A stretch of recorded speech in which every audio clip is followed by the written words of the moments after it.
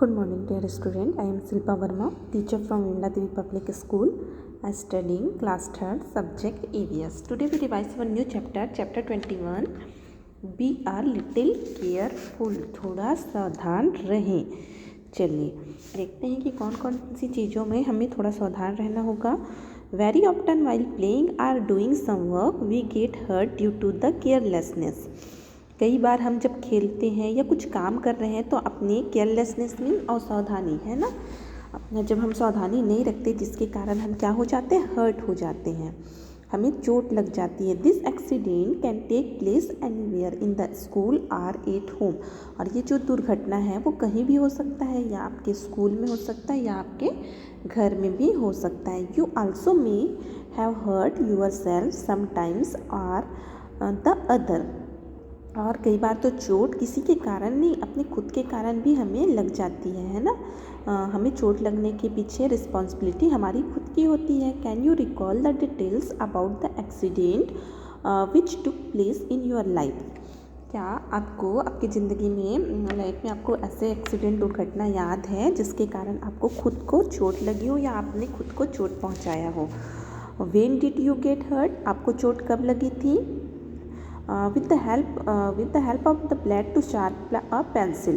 अगर हम सपोज़ आपने कभी पेंसिल को ब्लेड की हेल्प से शार्प किया था, तब आपके ब्लेड से आपके हाथ में, आपके हैंड में क्या हो गया था, फिंगर पे कट हो गया था और आपको चोट लगी थी.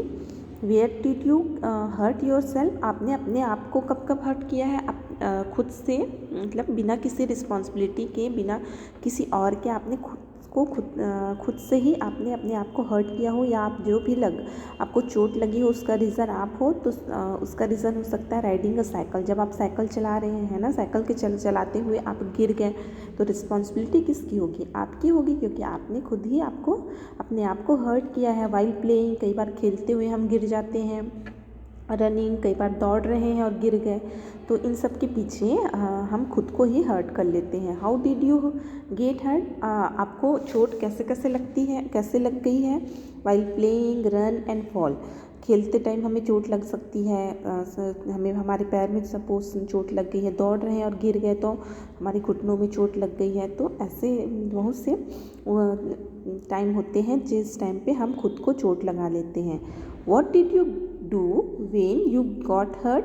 आप क्या करते हैं जब आपको चोट लग जाती है. तो apply medicine in a hurt part. तो सबसे पहले तो क्या करते हैं, अगर ब्लीडिंग ज़्यादा लग गया चोट और ब्लीडिंग हो रही है तो आप डिटॉल से उस जगह को, उस एरिया को पहले क्लीन कर लेते हैं. उसके बाद apply medicine in the hurt part. उसके बाद जहाँ पे आपको लगा है, जिस भी जगह को पे, वहाँ पे आप अब मेडिसिन अप्लाई करेंगे. Look at the pictures below and answer.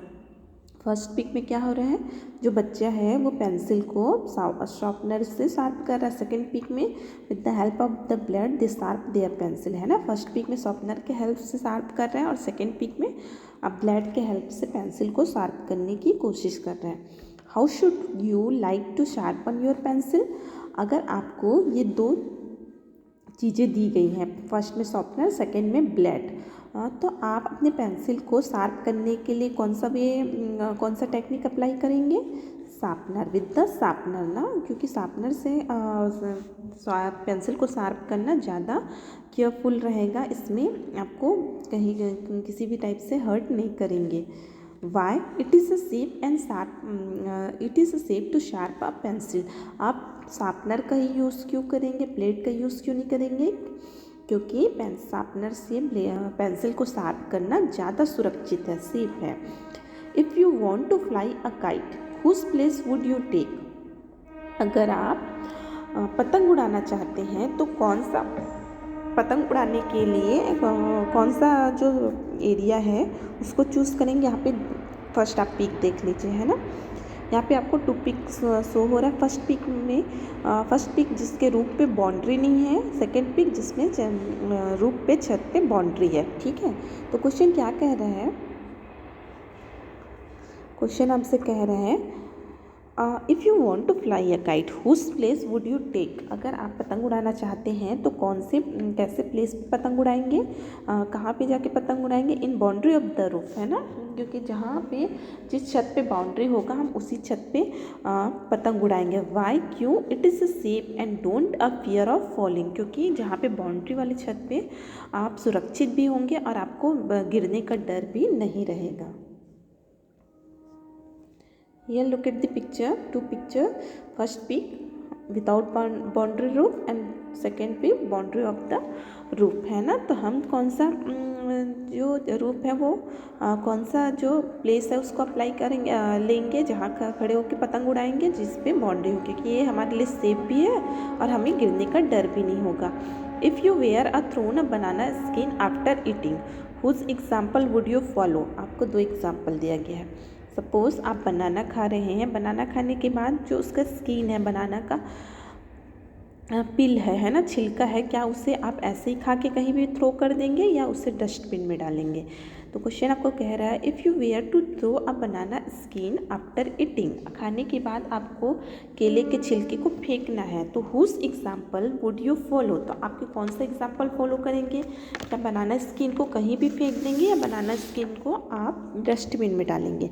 Banana skin thrown in a dustbin, banana skin को हम कहाँ डालेंगे, केले के छिलके को हम डस्टबिन में डालेंगे। वाई, क्यों आप बनाना की जो पिल है उसको after eating throw in a dustbin, खाने के बाद डस्टबिन में ही क्यों फेंकेंगे। Anyone can slip and fall by the banana peel, क्योंकि अगर हम बनाना के स्किन को यहाँ वहाँ कहीं भी फेंक देंगे तो उससे क्या होगा, कोई भी उस बनाना के छिलके से स्लिप हो सकता है, फिसल सकता है और फिसल के गिर सकता है।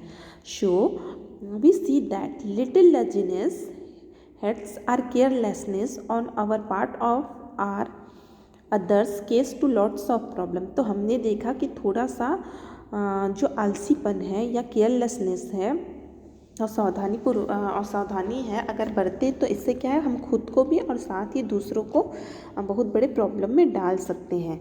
Has any accident taken place in your school, क्या कोई एक्सीडेंट है जो आपके स्कूल में, कोई दुर्घटना है जो आपके स्कूल में घटी है।